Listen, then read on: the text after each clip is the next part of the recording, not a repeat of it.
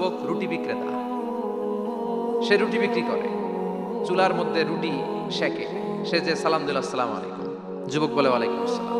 আহমদ ইবনে হাম্বল বলে, যুবক আমার যাওয়ার জায়গা নেই, সফরে বেরিয়েছি, খুব শীতে কষ্ট পাচ্ছি, রাতে যদি তোমার এই চুলা থেকে একটু আগুন পোহাই কোনো সমস্যা? যুবক বলে, না না সমস্যা না, হালান ওয়া সাহালান, খোশ আমদেদ, আসেন আসেন, আপনি আগুন পোহাইলে আমার সমস্যা কি?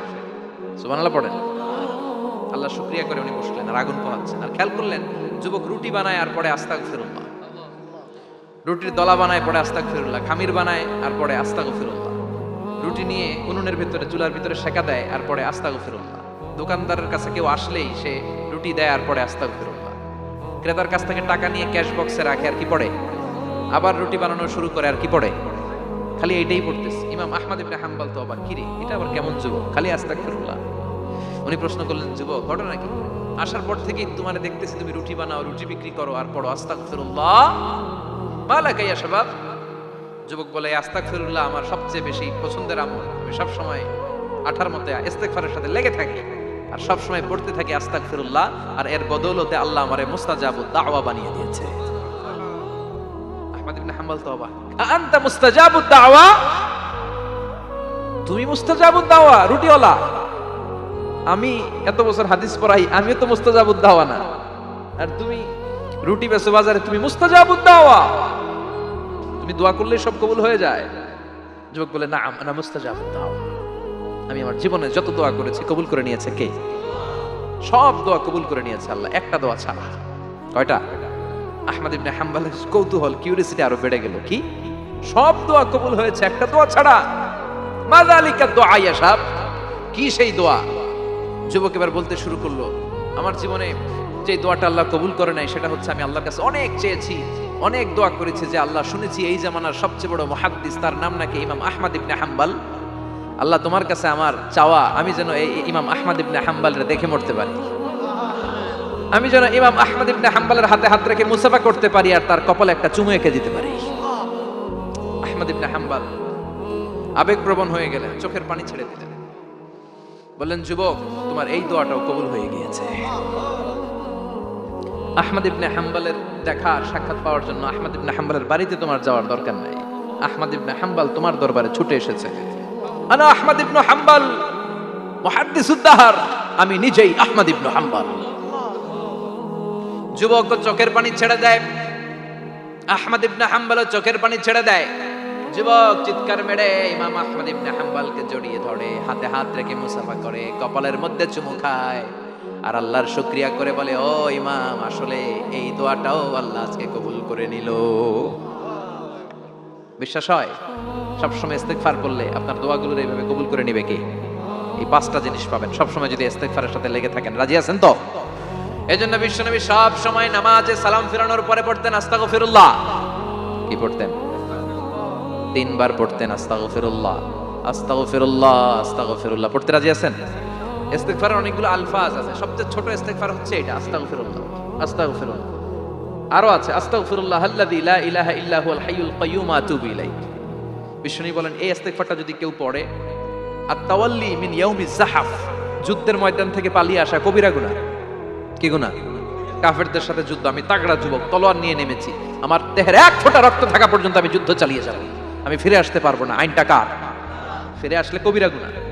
বিশ্বনবী বলেন, যুদ্ধের ময়দান থেকে ফিরে এসেছে এরকম কবিরা গুনাহ অবলম্বনকারীও যদি আস্তাগফিরুল্লাহ আল্লাযী লা ইলাহা ইল্লা হুয়াল হাইয়ুল কাইয়্যুম আতুবু ইলাইহি পড়ে, ওই কবিরা গুনাহকারীকেও ক্ষমা করে দিবে কে?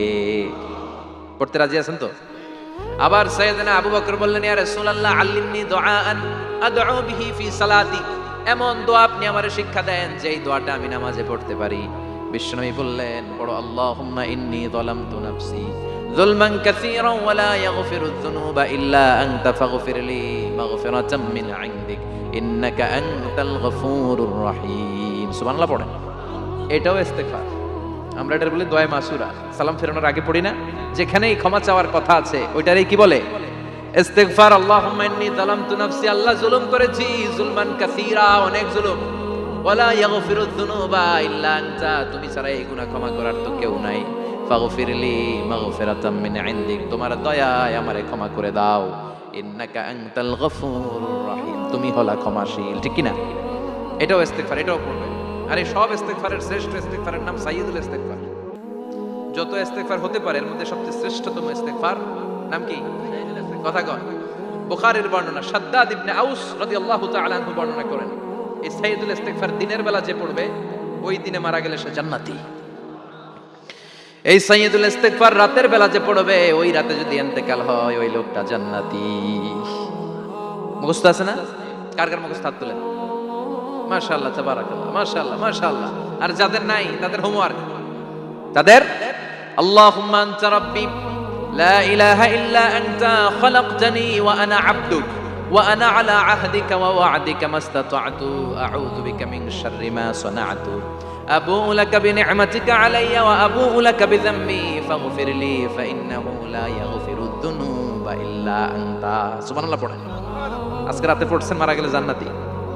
চিল্লায় পড়েন আল্লাহু আকবার।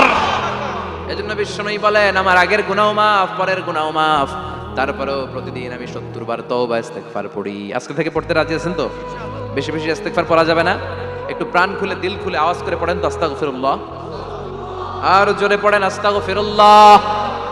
আবার সবাই পড়েন আস্তাগফিরুল্লাহ। সব সময় তওবা ইস্তেগফার যারা পড়ে তাদেরকে পছন্দ করে কে? সব সময় জিকির করে করে জিহ্বাটারে যারা ভিজিয়ে রাখে তাদেরকেও পছন্দ করে কে? আল্লাহ বলেন ওয়াজকুর রাব্বাকা ফি নাফসিকা তাদাররুআন ওয়া খীফাতান ওয়া দুনাল জাহরি মিনাল কওলি বিল গুদুবি ওয়াল আসাল ওয়া লা তাকুম মিনাল গাফিলিন। সুবহানাল্লাহ পড়েন। আল্লাহ বলেন ওয়াজকুর রাব্বাকা ফি নাফসিক, আল্লাহরে মনে মনে ডাকো। তাদাররুআন ওয়া খীফা, আল্লাহর জিকির করতে আল্লাহ বলেছেন ফি নাফসিক। বুঝতেছেন অর্থ? ফি নাফসিকা, মনে মনে আল্লাহর জিকিরটা করো। তাদাররুআন ওয়া খীফা, তাদাররুআ মানে বিনয়ের সাথে, with full of humility, submission and humbleness. বিনয়ের সাথে আল্লাহর ডাকো। ওয়া খীফা, গোপনে গোপনে ডাকো। দুনাল জাহারি মিনাল কওল, চিৎকার চেঁচামেচি করে ডেকো না। কার কথা? আওয়াজ করে জিকির করো না। এই যে আমরা মাহফিলে লা ইলাহা ইল্লাল্লাহ জিকির করে, এটা তালিম। উদ্দেশ্য কি? তালিমের জন্য আওয়াজ করে জিকির জায়েজ আছে, কিন্তু ব্যক্তিগত জিকিরের যে ইবাদতটা এটা আস্তে আস্তে হইতে হবে, এটা ভদ্রভাবে হতে হবে, চিল্লাচিল্লি করে নয়। আবার তালিমের জিকির ওইটাও ভদ্রভাবে। ইন্নাল্লাহা জামিল ইউহিব্বুল জামাল, আমার আল্লাহ সুন্দর, আমার আল্লাহর জিকিরের মধ্যেও সৌন্দর্য আছে না নাই? কিন্তু এদেশে জিকিরের ভেতরে লাফালাফি আছে না নাই? বেশি না কম? কি বসেন বসেন, হ্যাঁ বসে যান তো, অনেক ধরনের আছে জিকির। হ্যাঁ বসেন বসেন, বসে যান। হ্যাঁ হাইবার আলী, এটা কি আবার জালালি? তো এই যে ইন্নাল্লাহা জামিল ইউহিব্বুল জামাল, আমার আল্লাহ সুন্দর, আমার আল্লাহর জিকিরের মধ্যেও সৌন্দর্য আছে না নাই? তালিমের উদ্দেশ্যে সবাই মিলে জিকির করা যায়, কিন্তু চিল্লাফাল্লা করা যাবে না, লাফালাফি করা যাবে না, মাথা ডানে বায়ে ঝোলানো যাবে না, ঠিক কি না? কিন্তু লাফালাফির জিকির আছে না নাই? লাফাইতে লাফাইতে, হ্যাঁ গাছের আগায় বাঁশের আগায়। আবার যিনি জিকির পরিচালনা করে ওনার কান্দে যায় ওঠে, আছে না নাই? বিশ্বনবী সাহাবাদের নিয়ে জিকির করছেন, সাহাবারা লাফাতে লাফাতে খেজুর গাছের আগায়। হাদিসে আছে না এটা? বিশ্বনবী সাহাবাদেরকে নিয়ে জিকির করছেন, লাফাতে লাফাতে আবু বকর বিশ্বনবীর কাঁধের উপরে। আছে, হাদিসে আছে। এটা জিকির নয়। কি সুন্দর দেখেন, ইসলাম বোঝা কত সহজ। ওয়াজকুর রাব্বাকা ফি নাফসিকা তাদাররুআ ওয়া খীফা, গোপনে জিকির করো, ভদ্রতার সাথে বিনয়ের সাথে জিকির করো।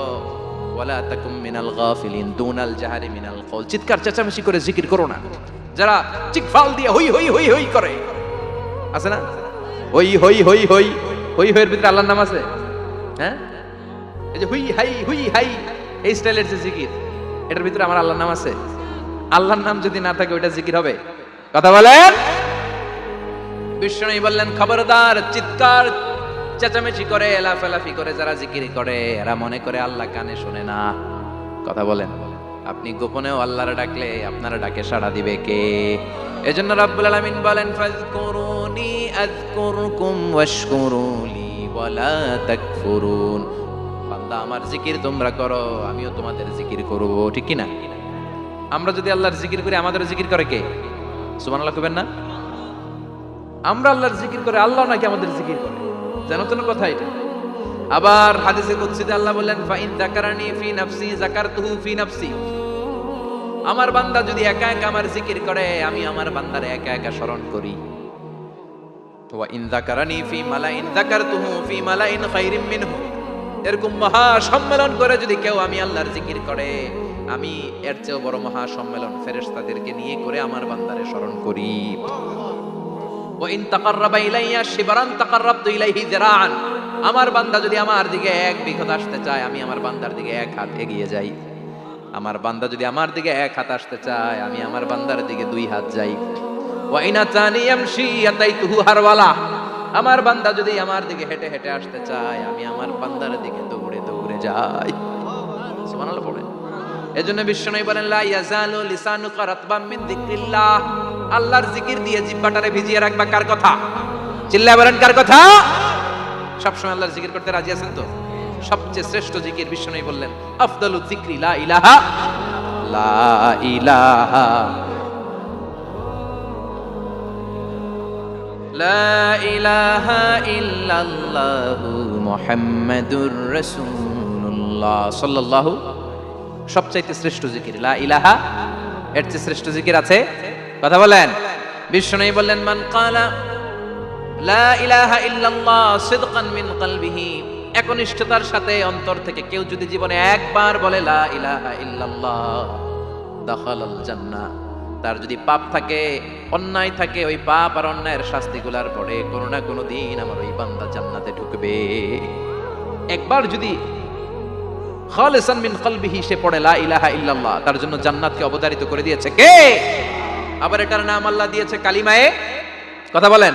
দরাবাল্লাহু মাসালান কালিমাতান তাইয়িবাতান কাশাজারাতিন তাইয়িবাতিন আসলুহা সাবিতুন ওয়া ফারউহা ফিস সামা। সুবহানাল্লাহ। পবিত্র বাণী এটা কালিমায়ে তাইয়িবা। আবু সাঈদ আল খুদরি থেকে বর্ণিত, মুস্তাদরিকে হাকিম আর সহিহ ইবনে হিব্বানে এসেছে। বিশ্বনবী বলেন, মুসা আলাইহিস সালাম আল্লাহর একবার প্রশ্ন করলেন, ইয়া রাব আল্লিমনি দুআআন আদউ বিহি। আপনি আমার এমন একটা জিকির শিক্ষা দেন যে এই জিকির দিয়ে আমি শুধু আপনার জিকির করব, কেউ এই জিকির করতে পারবে না। এই জিকির জানবো শুধু আমি, আর জানবেন। কথা কোন? প্রশ্ন করছে কে? হ্যাঁ, কাকে করেছে? আল্লাহ এমন একটা জিকির শিখান যেই জিকির কেউ জানে না, আমি জানবো, আর ওই জিকির দিয়ে প্রাণ ভরে আপনারে ডাকবো। আল্লাহ বললেন, মুসা পড়ো লা ইলাহা লা ইলাহা ইল্লাল্লাহু মুহাম্মাদুর রাসূলুল্লাহ। মুসা আলাইহিস সালাম বললেন, আল্লাহ চাইলাম কি, কইলেন কি? লা ইলাহা তো জাতীয় জিকির, এটা তো আন্তর্জাতিক জিকির, এটা জানে না এমন কেউ নাই। এমনকি হিন্দু ভাইরাও জানে। কথা কন। আল্লাহ আমি তো চাইছিলাম এক্সক্লুসিভ, আমার জন্য স্পেশাল। এর চেয়ে সুন্দর আর কেউ জানবে না। এত সুন্দর একটা জিকির আপনি দিবেন, এটা আমি ডাকবো আপনারে আর আপনি শুনবেন। আল্লাহ বললেন, মুসা এর চেয়ে দামি আমার কাছে না। লাউ তাদউ লা ইলাহা ইল্লাল্লাহ ফি কাফা। লা ইলাহা রে যদি মুসা এক পাল্লায় রেখে দাও, ওয়াস সামাওয়াতু সাবউ ওয়াল আরদিন, সাত আকাশ সাত জমিন যদি আরেক পাল্লায় রেখে দাও, লা ইলাহা এক পাল্লায়, সাত আকাশ সাত জমিন আরেক পাল্লায় ওজন যদি দাও, লা রাজাহাত কাফাতু লা ইলাহা ইল্লাল্লাহ। মুসা দেখবা মুহূর্তের মধ্যে লা ইলাহা ইল্লাল্লাহর পাল্লা ভারী হয়ে গেছে। সাত আকাশ সাত জমিন এক পাল্লায়, শুধু লা ইলাহা ইল্লাল্লাহর এক পাল্লায় মুহূর্তে লা ইলাহার পাল্লাটারে ভারী করে দিবে কে? এটা বিপ্লবী বাণী। আমরা এটার ভিক্ষার মধ্যে লাগাইছি। এখন ভিক্ষা করার সময় লা ইলাহা আছে না নাই? একটা টাকা দিয়া যান, আমি গরিব ইনসান আর সমান। একটা টাকা দিয়া যান, আমি গরিব ইনসান, আছে না নাই? জুমার নামাজের সময় ভিক্ষা করে, একটা টাকা দিয়া যান, আর লা ইলাহার জিকির লগে আছে না নাই? এটা আমরা ভিক্ষার জিকির বানাইছি। এটা তো বিপ্লবী বাণী। এই বাণীর পক্ষে যারা, তারা ন্যায় আর সত্যের পক্ষে চিল্লায় বলেন ঠিক কিনা? এই বাণীতে যারা বিশ্বাস করে, তারা এক আল্লাহর সামনে মাথা নত করে দেয়। গোটা পৃথিবীর কোন শক্তির সামনে ওই মাথা নত হয় না। ঠিক কিনা? এই লা ইলাহা যারা আমরা মানি, আল্লাহ ছাড়া কারোর সামনে মাথা নত করব? কোন শক্তি আমাদের মাথা নত করাতে পারে? এই কালেমার আন্দোলন যারা করে, তারা আল্লাহ ছাড়া পৃথিবীর কাউরে ভয় পায় না। আর তারা চায় কালেমার পতাকা পৃথিবীর মধ্যে যেন পথ করে উড়ে। ঠিক কিনা? বাংলার জমিনে কালেমার পতাকা উড়ুক, আমরা চাই কি চাই না? কোন একদিন এ দেশের আকাশে কালিমার পতাকা উড়বে, সেদিন সবাই খোদাই বিধান পে দুঃখ বেদনা ভুলবে। হবে কোনো একদিন এ দেশের আকাশে কালিমার পতাকা উড়বে, সেদিন সবাই খোদাই বিধান পে দুঃখ বেদনা ভুলবে। চিৎকার করে বলেন ঠিক কিনা? এই কালেমার সমাজ যদি হয়, ওই সমাজে কেউ লাঞ্ছিত হবে না, ওই সমাজে কোনো নারী নিগৃহীতা হবে না, ওই সমাজের কোনো কাজের মেয়েরা ধর্ষিত হবে না, ওই সমাজে দুর্নীতি থাকবে না, ঘুষ থাকবে না, চাঁদাবাজি থাকবে না, টেন্ডারবাজি থাকবে না। সমাজটারে শান্তি দিয়ে সমৃদ্ধ করে দিবে কে? এজন্য সব সময় জিকির করতে হবে। একজনের চিল্লায় বলেন তিনি কে? শ্রেষ্ঠ জিকির হচ্ছে লা ইলাহা। করতে রাজি আছেন? সব সময় এই জিকিরটা করতে রাজি আছেন? Every night and every day, every night and every day, never forget to say la ilaha illallah, never forget to say la ilaha illallah. পড়েন, every night and every day, every night and every day, never forget to say la ilaha illallah, never forget to say la ilaha illallah, never forget to say la ilaha illallah. When you're walking down the street, use your time and repeat and say in every heartbeat la ilaha illallah. When you're walking down the street, use your time and repeat and say in every heartbeat la ilaha illallah. Every night and every day, every night and every day, never forget to say la ilaha illallah. চিল্লায় বলেন ঠিক কিনা? দিনে রাতে যে কোনো মুহূর্তে আমাদের জিহ্বার মধ্যে থাকবে কি? কথা বলেন, জিহ্বায় থাকবে কি?